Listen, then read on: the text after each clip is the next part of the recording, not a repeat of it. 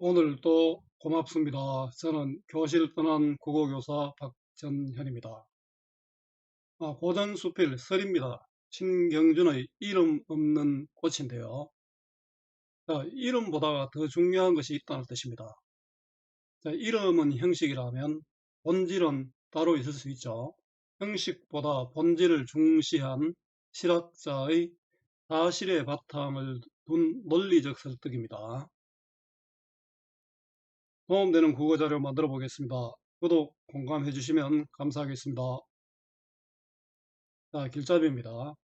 대상의 본질, 내용을 알면 이름, 형식은 필요치 않다. 형식보다 본질을 중시한 실학자의 사실의 바탕을 둔 논리적 설득입니다. 신경준 이름 없는 꽃 해설.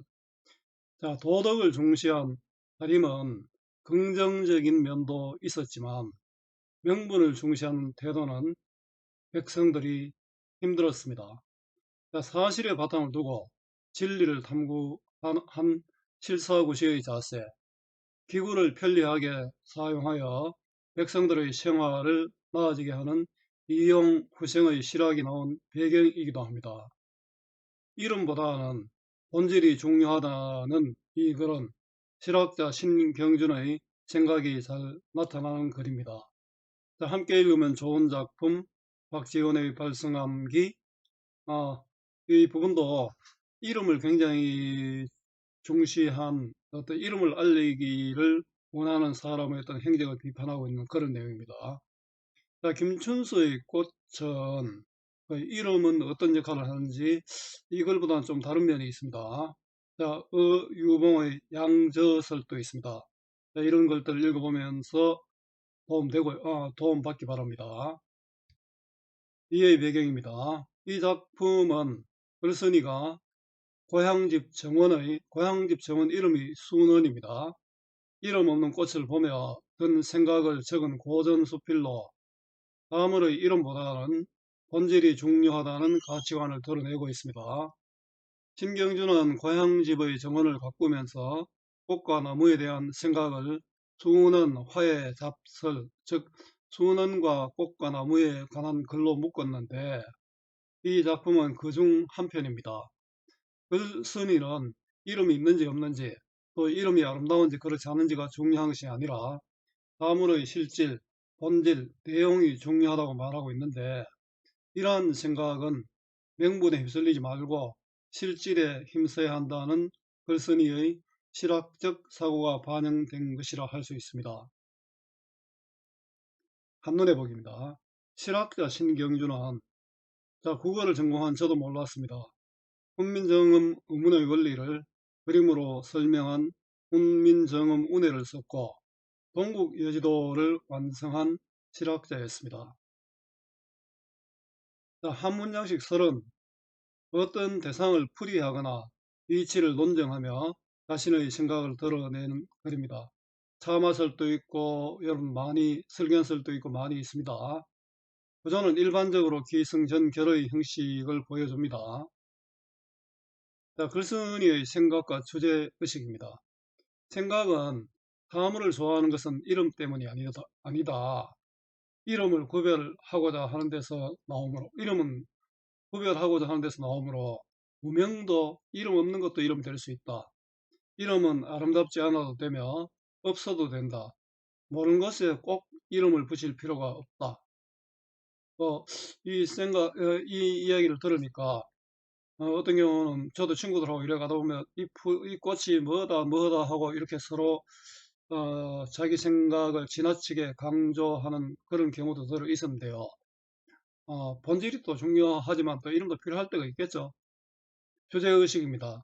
이를 통해 사물은 그 이름이 아니라 그것이 가진 실질적 가치가 중요하다. 이건 사실 굉장히 중요합니다. 요즘 보면 어떤 선거를 앞두고는 우리나라가 완전히 천국이 될 것 같습니다. 실제로 여러 번 선거를 치르지만 결과는 그렇지 않았죠. 내용 정리입니다. 기는 이름 없는 꽃에 이름을 붙이는 행위에 대한 문제 제기. 승은 이름은 단지 대상을 구별하기 위한 것에 불과하다. 저는 이름이 반드시 아름다울 필요는 없으며 이름이 없어도 된다. 결혼 모르는 것에 굳이 이름을 붙일 필요가 없다. 자, 감상하기 한번 보겠습니다. 수는의 꽃 중에 이름이 없는 것이 많다. 대개 사물은 스스로 이름을 붙일 수 없고 사람이 그 이름을 붙인다. 꽃이 이미 이름이 없다면 내가 이름을 붙이는 것이 좋을 수도 있지만 또 어찌 꼭 이름을 붙여야만 하겠는가? 준하는 순창에 있는 신경준의 정언이고요. 사물은 어떻습니까? 진짜 그렇죠. 사물에 스스로 이름을 붙일 수 없잖아요. 자, 이건 사람이 그 이름을 붙여준다는 거죠. 저걸 별이라 하면 별이 되는 거고, 저걸 뭐 스타라 하면 스타가 되잖아요. 자, 요 어찌 꼭 이름을 붙여야만 하겠는가? 이거는 붙이지 않아도 된다. 물론 신경준의 생각이죠. 자, 이렇게 의문의 형식, 서리법으로 독자의 관심을 유도하고 있습니다. 여기까지 긴데요. 이름 없는 꽃에 이름을 붙이는 것에 대한 문제 제기. 꼭 이름을 붙이지 않아도 되지 않느냐. 사람이 사물을 대하며 그 이름만을 좋아하는 것은 아니다. 좋아하는 것은 이름 너머에 있다. 이렇게 꺽쇠갈로 한 거는 형식이다. 그죠? 이름이죠. 명분과 형식이고, 이렇게 대갈로 한 것은 사물의 실질적 가치, 내용, 본질입니다. 앞으로 꺽쇠갈로 한 것은 명분, 형식, 이름이고, 대갈로 한 것은 사물의 본질, 실질입니다. 사람이 음식을 좋아하지만 어찌 음식 이름 때문에 좋아하겠는가? 대갈로 한 것은 좀 뭡니까? 실질이죠. 억새갈로 한 것은 이름, 형식입니다. 옷을 좋아하지만 옷의 이름 때문에 좋아하겠는가? 여기에 맛난 회와 구이가 있으니 그저 먹어보기만 하면 된다. 먹어 배가 부르면 그뿐 무슨 생선의 살인지 모른다. 저는 사실은 뭐 돼지고기, 소고기도 구분 잘 못할 정도로 그런데요. 맛 있으면 되죠. 저는 이런 주의입니다. 하여 문제가 있겠는가? 여기에 가벼운 가죽옷이 있으니 입어보기만 하면 된다. 입어보고 따뜻하면 그뿐 무슨 짐승의 가죽인지 모른다 하여 문제가 있겠는가? 근데 요즘은 뭐 어떤 상표를 또 굉장히 중시하죠. 내게 꽃이 있는데 좋아할 만한 것을 구하였다면 꽃의 이름을 알지 못한다 하여 무슨 문제가 있겠는가? 자, 요렇게 꺽쇠갈로 한 거, 요 무슨 짐승의 가죽, 꽃의 이름은 전부 이름, 명분, 이런 것들이고요. 형식이고요. 자, 요 음식, 옷, 요거는 이름 넘어죠. 실질, 내용, 본질입니다.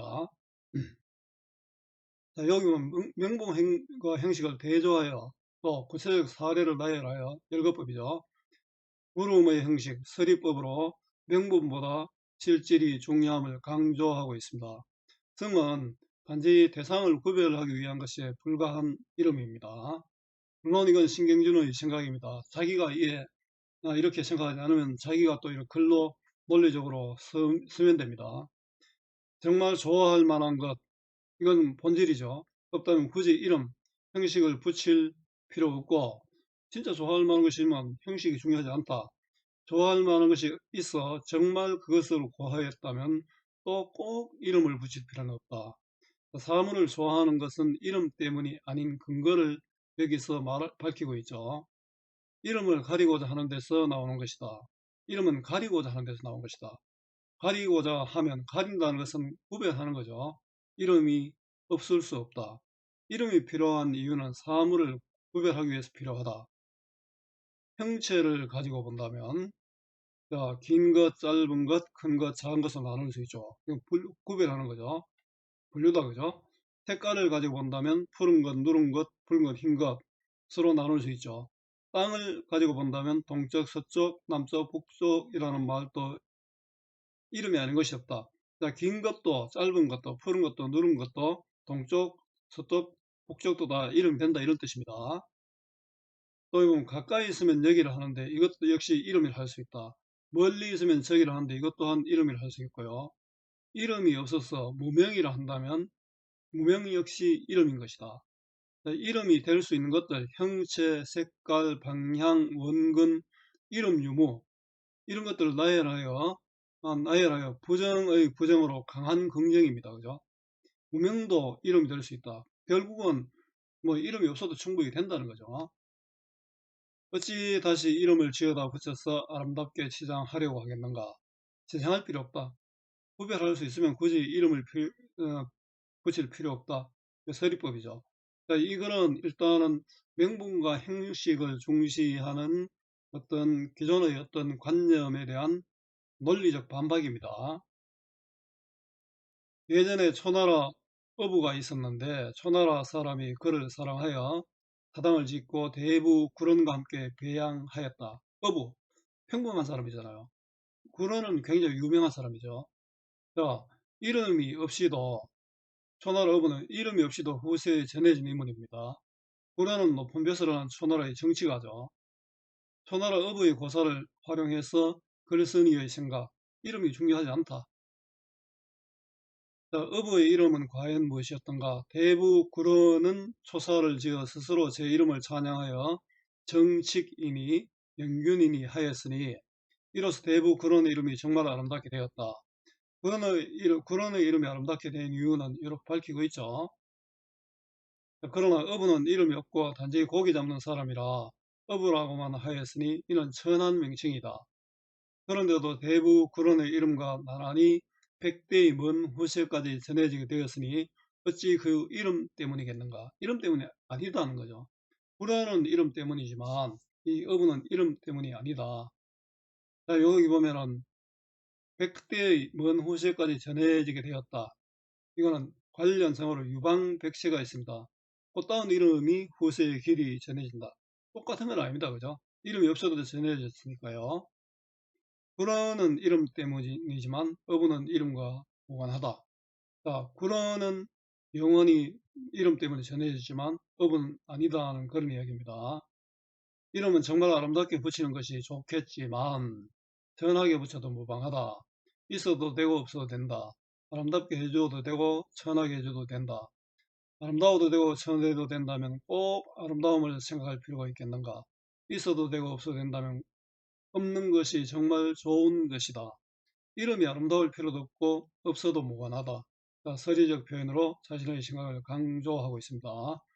이 말을 통해서 이름보다 본질이 중요하다는 것을 보여주죠. 저는 이름이 반드시 아름다울 필요는 없으며 이름이 없어도 된답니다. 어떤 이가 말했다. 자, 요거는 이름이 필요하다고 주장하는 사람입니다.